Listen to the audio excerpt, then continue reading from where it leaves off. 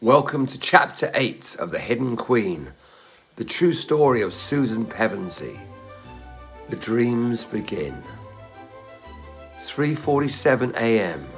Susan came awake like a drowning woman breaking the surface, gasping, heart slamming, hands grabbing for the bedside light. The room was flooded with amber, ordinary, safe. But her hands wouldn't stop shaking. Because for just a moment, just one shattering, dissolving moment, she'd been somewhere else entirely. Somewhere gold. She squeezed her eyes shut, tried to hold the image. Gold fur, enormous, warm, eyes that looked at her like she was the only thing in any world that mattered. Gone. Already dissolving. Like morning mist, the harder she reached, she pressed both hands against her chest. The feeling that remained was overwhelming. Being seen, being known, being loved beyond any measure she had words for. She'd never felt that before. And underneath that love, there was something that made her breath catch. Sacrifice.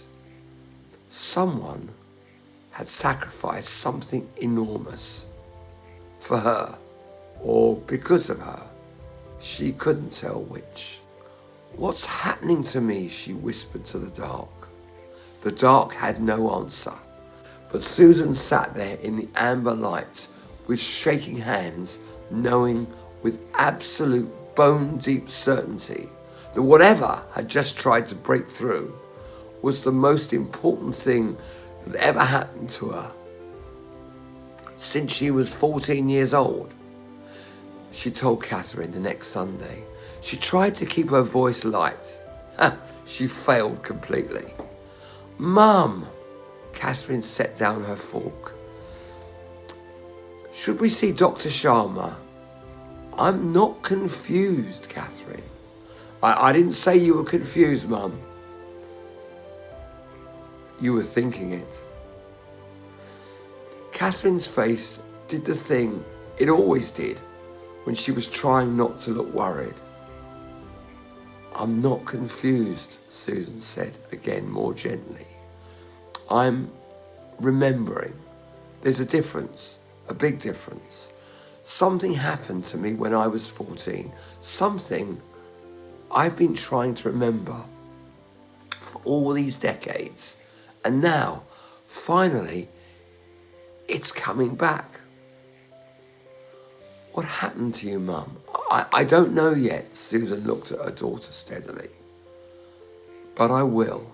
I can feel it, like something enormous pressing against the inside of a wall, getting closer, getting louder." Catherine reached across and took her hand. Susan held on tight. Because whatever was coming, she needed to stay standing long enough to see it, to feel it, to know it. 3 days later in the garden, September warmth on her shoulders, deadheading roses. Ordinary Tuesday.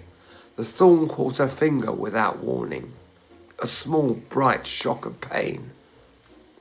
A single drop of blood.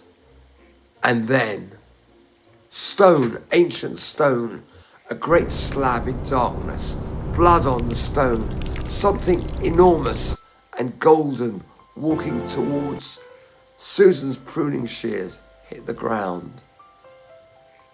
She stood rigid, both hands pressed to her face, tears streaming, shaking so hard her knees nearly buckled. Gone, already gone. But she'd seen it. She'd seen it. "Oh," she breathed. "It's real. I was there. I was there." And the headache hit like a hammer and the image shattered. She was just an old woman crying in a garden with no idea why. But she knew, for the first time in 59 years, she knew Whatever she'd forgotten, she'd been there. It was real. Michael came the following week, 19 years old, studying history at Oxford, her most thoughtful grandchild. Gran, Mum's worried. I know. Are you all right? Susan looked at him carefully. Michael, I'm going to tell you something, and I need you to hear it properly. Okay, Gran. Something happened to me when I was 14. Something I was made to forget. And after decades, I think I'm starting to remember it. Silence. What kind of something? I don't know exactly, but I've been writing about it my whole life without knowing I was doing it. Every book, every lion watching from the shadows. Her voice was very steady. It's real, Michael. Whatever it is, it's real and it's coming back.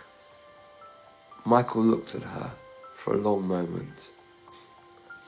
Then let it come, he said quietly. Don't fight it. Whatever it is, let it come.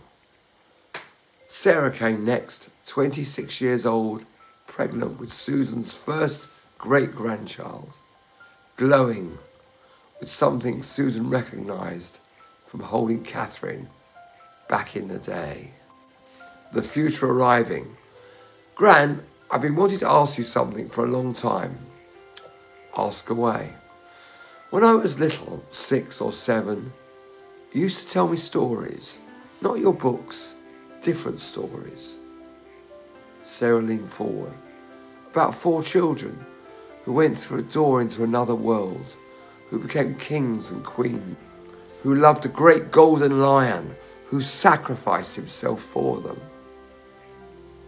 Susan had gone very still. You told these stories like you were remembering them, not making them up. You'd get this look on your face. What look? Like something was trying to get out. Sarah took her grandmother's hand gently. Gran, were those stories real? The words hit Susan like a physical blow. Real? I don't know, she whispered. I don't remember telling you those stories. But Sarah, her voice cracked. I think they might be. The dreams intensified through winter, no longer once a week, every night, sometimes twice. She kept a journal by her bed, wrote everything down before it dissolved. Dreamed of a lamppost in snow, a light in the darkness. Felt like the beginning of something I once knew. Saw 4 thrones, stone, ancient, 3 of them lit, 1 of them different, mine. Was that mine? The stone table again, blood on it. Someone died and then impossibly didn't stay dead. And I was there. Lucy was beside me and we were both. And then the headache. Always the headache. Crashing in the moment she got closest. Something was stopping her. Something had been stopping her for 59 years. But the walls were cracking. She could feel them. Thomas came to help with the garden. 21 years old, solid, steady, startlingly like his grandfather, Robert, in the way that he was practical and kind. Gran, you look exhausted. Oh, the dreams are keeping me up. Mum says they're getting stronger. They are. Susan straightened up. Thomas, these dreams aren't confusion. They're not something wrong with my mind. They're memories. They're memories that are breaking through. She looked at him steadily. I've been aching for these memories my whole life. Every book I ever wrote was pointed at them. And now I'm 70 years old, and they're finally coming back. Thomas pulled weeds in silence for a moment. Then, how long have you felt this, the ache? Yeah, since I was 14. He looked at her then. Really looked. That's a long time to wait, Gran. Yes, Susan said, but I'm going to remember, Thomas. Before it's over, I'm going to remember everything. Thomas nodded once. Then I hope it's everything worth remembering, he said. It broke through properly on a Wednesday evening in autumn. Catherine was there, washing up together, the comfortable domestic rhythm of decades. Susan's hands stopped in the soapy water. Lucy called me, she said. Her voice sounded strange, far away. The day before they died, you know, she called me. Mum, I know. No, I just remembered properly what she said, what I said back. Susan's voice dropped to almost nothing. She was excited, said they were all coming, that Peter had found something in an old manuscript about why I couldn't remember. She kept saying a word, Narnia, Narnia. And I said, she sat down hard in a kitchen chair. I said, I don't know what you're talking about. I don't have time. And I hung up. Catherine said nothing. That was the last thing I ever said to Lucy, Susan whispered. And the next morning, she was dead. Mum, but here is what I also just remembered. Susan looked up, tears streaming, but something fierce in her face alongside the grief. After I hung up, I cried, stood in the kitchen and sobbed without knowing why, because some deep buried part of me knew exactly what she was talking about. Knew I was dismissing the last chance I'd ever have. Catherine held her. She knew you loved her, Catherine said finally. I'm going to tell her that, Susan said quietly, myself, soon. Catherine held on tighter and didn't ask what she meant. The voice started coming at night. Not from a dream, present, close, as if someone stood just outside the room. Queen Susan the Gentle, like summer, like thunder, like a sound her whole body recognized before her mind could catch up. She would lie in the dark and feel it moving through her like warmth. I'm here, she whispered back each time. I'm coming, don't stop. The morning came when she knew. She lay in the early dark, feeling it. Something had broken open in the night. The wall was down. The gold was flooding through. She was not going to remember everything here in this cottage alone.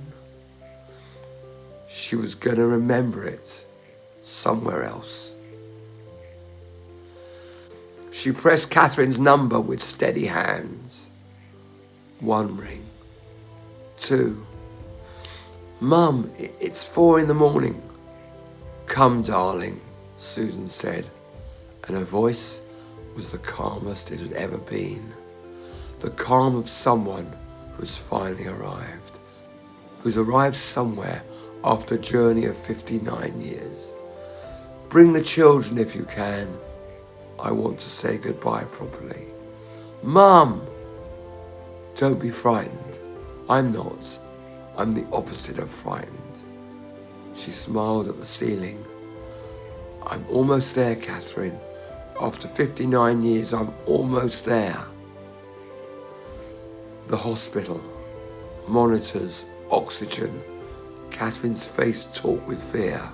Sarah, Michael, Thomas, James ranged around the bed. All the people who had made the exile bearable. All the love that had made 59 years survivable. She told them what they needed to hear. Each one met their eyes, said the true things. To Catherine, you were my anchor when I had nothing else to hold on to. Every single morning, you are the best thing I ever made. To Sarah, that baby you're carrying is going to be loved by a mother who knows how to tell stories. Don't ever stop. To Michael, keep asking the hard questions. The answers exist. They're just waiting to be found. You can find them. To Thomas and James, the world needs steady people more than it knows. Be steady. It matters. Then she laid back. The gold was everywhere now. Not just in dreams, filling the room, flooding through the broken wall. And the voice so close now, it felt as if it were already inside the room. Queen Susan the gentle. Soon, she whispered, soon. The monitors beeped, the oxygen hissed, and Susan Pevensie, 73 years old, closed her eyes, and the wall came down. That's the end of chapter 8. Next, chapter 9.